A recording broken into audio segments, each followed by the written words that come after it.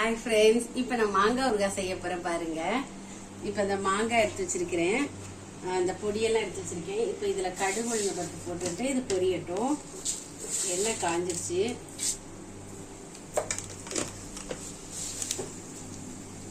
காஞ்ச உடனே சிம் பண்ணிக்கணும். இதை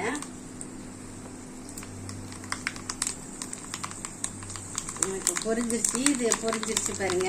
பொரிஞ்சோடனே சிம்ல வச்சுட்டு இதில் கொஞ்சம் பெருங்காயத்தூள் போட்டுக்கோங்க. பெருங்காயத்தூள் போட்டாச்சு. இப்போ இந்த பொடியெல்லாம் போட்டுக்கலாம். நம்ம இது வெந்தயமும் கடுகும் வறுத்து தேய்ச்சது. இப்போ இந்த இதை போட்டுக்கலாம், மாங்காவை.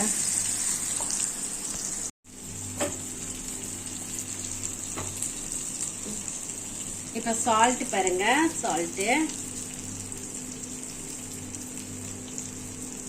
சால்ட் கொஞ்சம் நிறைய இருந்தாதான் ஊறுகாய்க்கு நல்லா இருக்கும், கெட்டு போகாது உங்களுக்கு.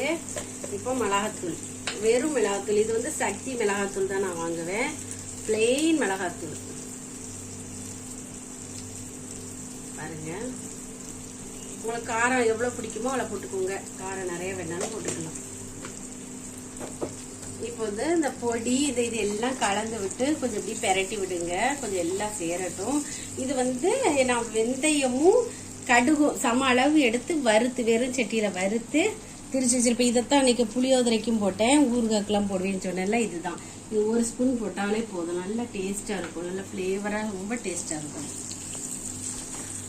அது செஞ்சு வச்சுக்கிட்டீங்கன்னா உங்களுக்கு ரொம்ப நாள் கெட்டு போகாம இருக்கும் அந்த பொடியெல்லாம். பாருங்க, இதை இப்படி பெரட்டி விட்டுட்டு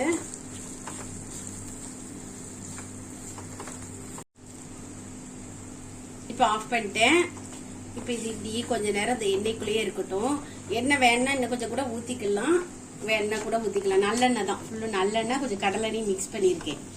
மிக்ஸ் பண்ணி இது அவ்வளவுதான், ரெடி ஆயிடுச்சு பாருங்க. இது கொஞ்ச நேரம் இப்படி பாத்திரத்தை சூடு ஆறணும்னு நம்ம இப்ப பாருங்க ஊறுகாய் தாளிச்சுட்டேன். நான் சொன்ன மாதிரி கடுகு வெந்தயம் எல்லாம் போட்டு தாளிச்சுட்டேன் பாருங்க. நல்லெண்ணெய் நிறைய ஊத்தி தாளிச்சிருக்கிறேன். மிளகாத்தப்பொடி எல்லாம் போட்டு எப்படி இருக்குதுன்னு பார்த்துட்டு சொல்லுங்க எப்படி இருக்குதுன்னு மாங்காய் ஊறுகாய். Bye friends.